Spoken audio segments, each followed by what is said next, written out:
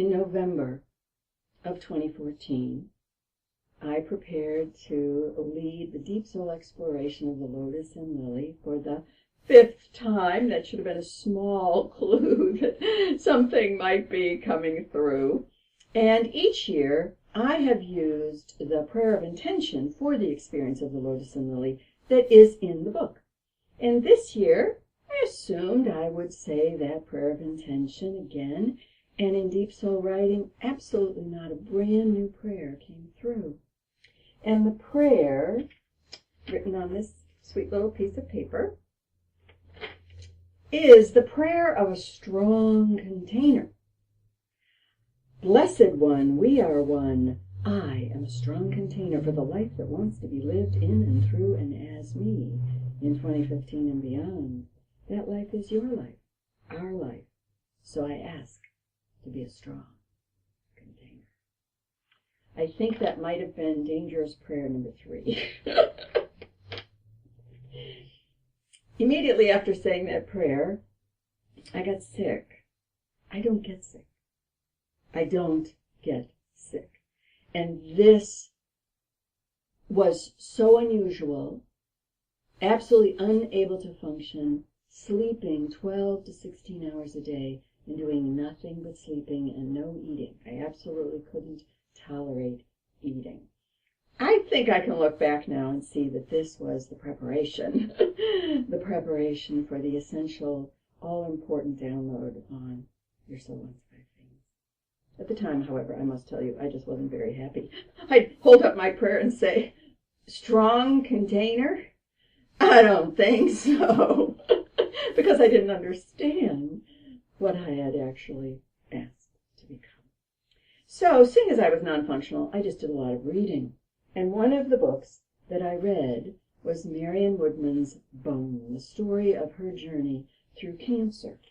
And as I was reading, because that's about the only thing I did for 10 days, I would sit and read and do tons and tons and tons of deep soul writing. I got to the end of the book and she drew a picture. This is a very exciting book that's her actual journal pages as she was going through healing cancer. And Marion Woodman, if you're not familiar, is probably the most famous Jungian dream analyst and the woman who really brought the awareness of the divine feminine back into the popular awareness, the popular culture. Well, I don't know if you can see this, but she drew a picture. It's the only picture she drew in the entire book. And she said that's the pelvic floor. And the pelvic floor is a golden bowl supporting the fierce spiritual energy, and on and on. I put this book down. I grabbed a piece of paper and I visualized this sacred bowl in your pelvic floor and immediately also pictured the accompanying sacred bowl at the top of your head. I was particularly aware of this because I had just written Soul Vows, which is a journey through the chakras, a very deep and new exploration. And you receive your soul vows as you travel through the energy of the chakras. And this was one of my resources, chakras. This is the ancient Vedic deep. And this is the image, an image that you typically associate with the 7th chakra at the top of your head, and it's the 1,000-petaled lotus. Well, you can see that it's a bowl at the top of your head. And so I could see this journey of your soul vows, how you gather the presence of the divine in you, through you, and as you, as these 2 sacred bowls.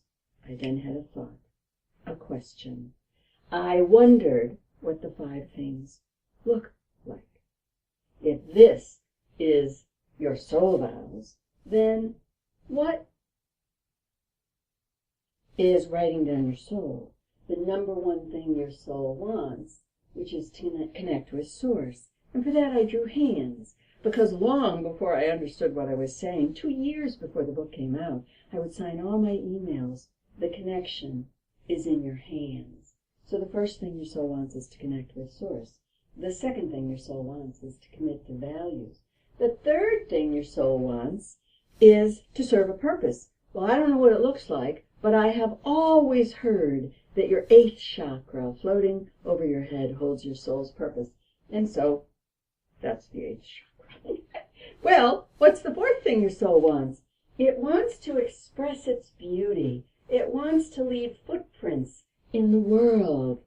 Because as we do our holy work, whatever that may be, gardening, nursing, raising a family, interior decorating, writing books, whatever it is, this is how you leave the footprints of greater beauty and love and joy and healing in the world.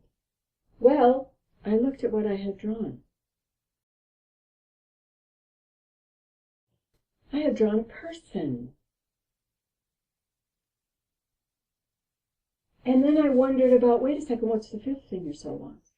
The fifth thing your soul wants is to create life. And the culmination of the lotus and the lily is the creation of an intention mandala.